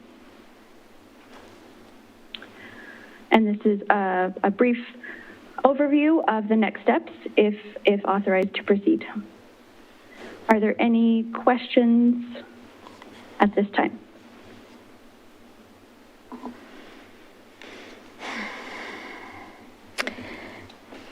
No questions? Okay, hearing no more questions for staff, I will call for public testimony. And remember to state your name and address for the record and whether your testimony is in support, against, or neutral. Do we have any? We have no one here or offering to testify? Anywhere. So hearing no further questions and seeing that no one is offering to testify, I hereby declare the public hearing closed. Do I have a motion on resolution 2916? I move to approve resolution number 2916. Do I have a second? I'll second the motion. Motion's been moved and seconded. Is there any discussion? No, I just wanted to ask, maybe Nancy knows this answer. This is the first I've heard this Progressive Design Build. Is this a new thing? Because we did design build and design build operate in the past for other things, but is this a new invention that is for sticking a bunch of projects together? So I must have been behind the 8 ball here. Is it a new term that's come up for Progressive Design Build? You're muted, Nancy. Thank you, Brian. Since Councilor asked if I had any recollection, I would say that the city has not done this before, and it is a fairly new method. Alternative delivery methods are being used more commonly really throughout the country. the alternative or the progressive design build, what's unique about it for this project is it is most applicable to linear projects, which a road project is. A complex linear project that has a bridge, a sewer line, a roadway, intersections. So it is new for the city, and staff feels confident that it's a really good choice for this corridor project. It has been used by other municipalities in Oregon, and but it's new for Wilsonville. Yeah. It was, we did design, build, operate for the water treatment plant. True. And that's one of those projects where it's a treatment plant, it's all in one site. Yeah, it's all in one place. It's very much more of a building kind of a project with all kinds of obviously very complicated mechanical systems. But for a linear project like this, the progressive design build seems to be the alternative project delivery of choice. Okay. Thank you. Any other questions? All right. Or discussion. So hearing no further discussion or commentary, I hereby call the question on the motion as made and seconded. All those in favor, say aye. Aye. Opposed? Aye. Those abstaining? The motion passes, and I said I need to say aye as well. I was planning to say that. The motion passes 4-0. Thank you. Thank you. That brings us to city manager's business. Thank you. I do have Thank you very some much. word salad for you Thank tonight, you. Mayor and council. So a lot of events to just bring you up to speed on or invite you to.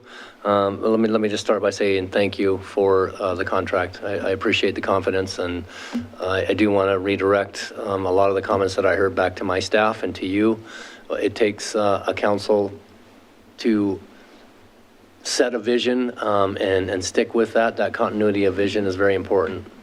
But it takes a very talented, team-oriented staff to carry out that mission. So I thank you for the comments, and I would direct that back to you and also to my staff. So thank you. National Night Out is tomorrow. We have, I believe, 6 neighborhoods participating. I will be out there with the chief. Hope to see some of you out in the various neighborhoods if you're able to do that. As we're trying to bring back some sense of normalcy to the city, we do have some things that were kind of planned last minute. My staff has asked me, can we do this? Can we do that? And I've been saying yes to as much as I can. The downside of that is that we're not going to have as much lead time to promote things, but we are intending to have a community block party on August 26th, and Erica Baylor is our chief party planner in that regard, so I know that she will have some exciting stuff for our community. Would certainly invite you all to attend that community block party. It'll be at Town Center, and Mayor, we may want you to say a few words, so if you're available. If not, we can have somebody else on council be there, but we would hope that you would be able to be there if you're available.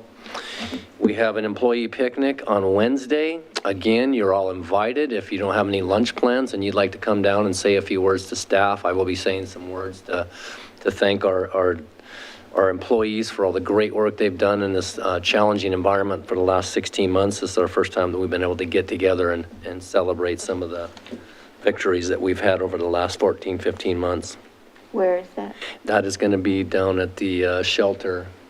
River Shelter. This is this coming Wednesday. This coming Wednesday. So National Night Out tomorrow. Wednesday, we'll have our employee picnic at the River Shelter, and then the community block party, Town Center, August 26th. We at the local level, oftentimes things roll downhill. This eviction moratorium has certainly got my attention. Today I had staff conduct some outreach. Again, is another example of a very customer-driven staff that we have. I contacted Gina at noon and I said, can you help me here? I need you to assign some staff to contact our apartment complexes. Staff reached out to every apartment complex that we have in the city. That's the good news. The bad news is that most of them would not comment to us. We weren't asking for specific names, but we were asking like a percentage of their tenants that might fall into this eviction moratorium or this eviction situation that we have. The one response that we did get is very concerning. I will tell you, it's one of the complexes that houses some of the more of our affordable rents in town.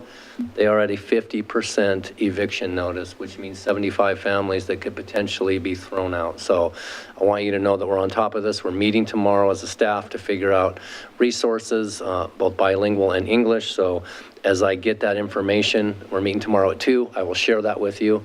I know that you'll be getting questions from citizens, so I'll make sure that you have as much information as possible. Masking, as the CDC changes its guidelines, unfortunately, I don't think we're going to get any hard you must do's, so that puts the onus back on me as a city manager to make that determination. And no matter what decision I make, it will be cheered by some and jeered by others. I just have to make the decision that I think is in the best interest of public health and safety of my employees and the public. So probably be making that determination on city facilities by Wednesday. I will keep you up to date. If you have any thoughts, concerns that you'd like to share with me, give me a call or send me an email. And I'll make sure that I factor that into my final decision. As you're aware, we are receiving $2.7 million in ARPA funds. We should have that, the first tranche. It's 2.7 this year, 2.7 next year. We'll be coming to council with some ideas.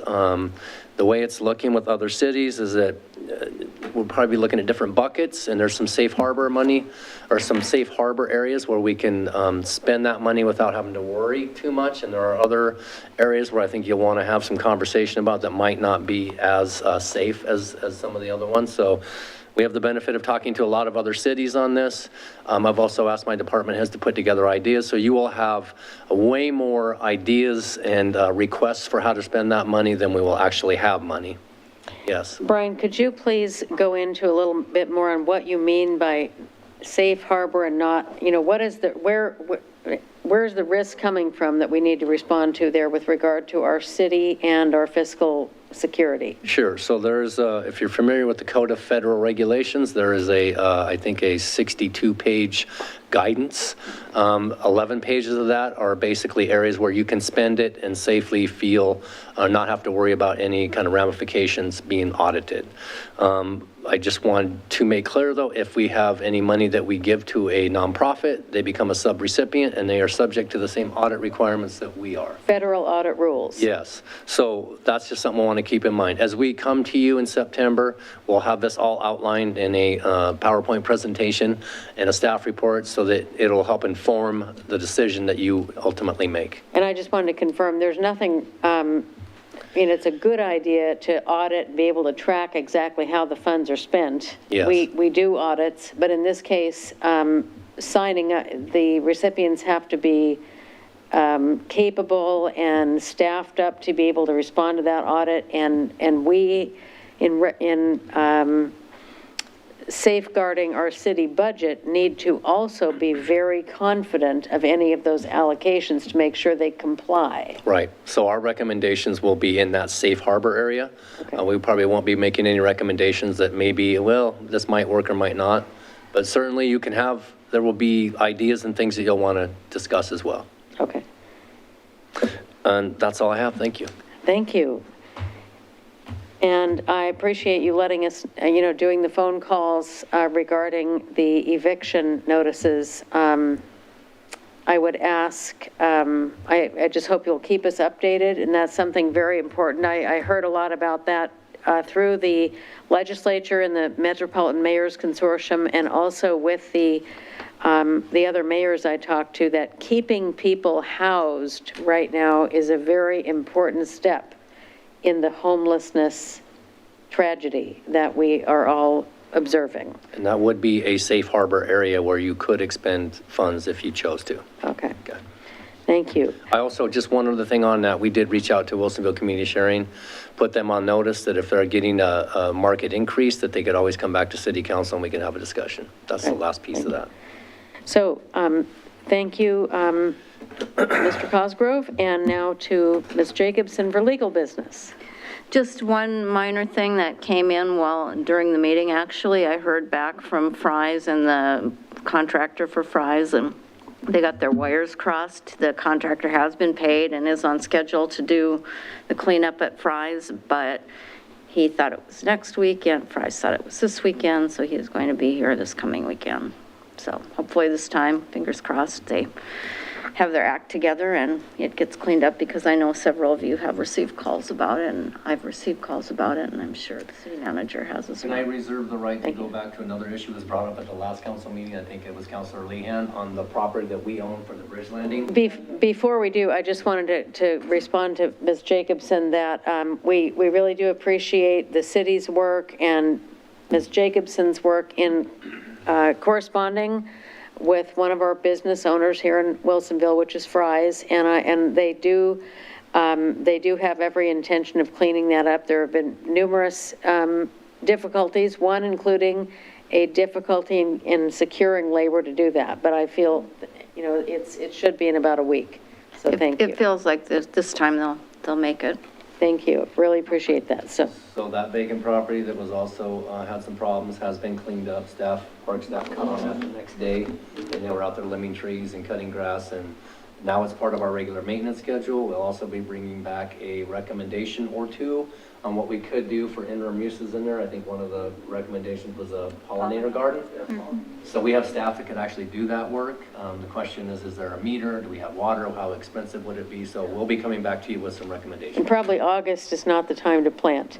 No, it would probably be in the fall. So this is regarding a property that the city of Wilsonville owns that is not currently occupied and is being, you're just replying the vegetation is being managed. Yes.